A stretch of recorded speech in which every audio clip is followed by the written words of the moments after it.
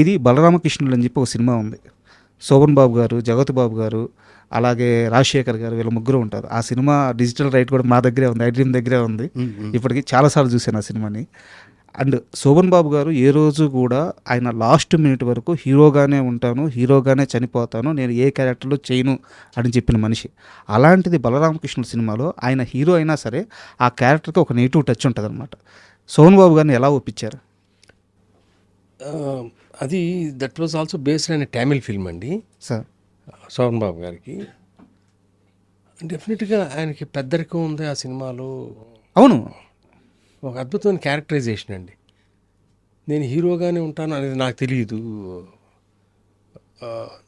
మీరు చెప్తుంటే గుర్తొచ్చింది, నువ్వు నాకు నచ్చేవారు ప్రకాష్ రాజ్ క్యారెక్టర్కి శోభన్ బాబు గారు అయితే ఎట్లా ఉంటుందని కూడా ఒక ఆలోచన వచ్చింది మాకు మధ్యలో. ఓకే, బిగినింగ్ స్టేజెస్లో టూ ఎర్లీ, అప్పటికి టోటల్ డైలాగ్ వర్షన్ అన్నీ అవలా. క్యాజువల్గా వాకప్ చేస్తే వెంకటేష్కి ఫాదర్, ఐ మీన్ హీరోయిన్ ఫాదర్గా అనేది ఆయన చేయటం ఇష్టం లేక ఆ రోజుల్లో ఆయన చాలా చాలా ఎగ్జార్బిటెంట్ అమౌంట్, ₹1 కోటి 2 కోట్లు అయితే చేస్తానని నేను చేయను అని చెప్పడానికి ఇండైరెక్ట్గా చెప్పడం.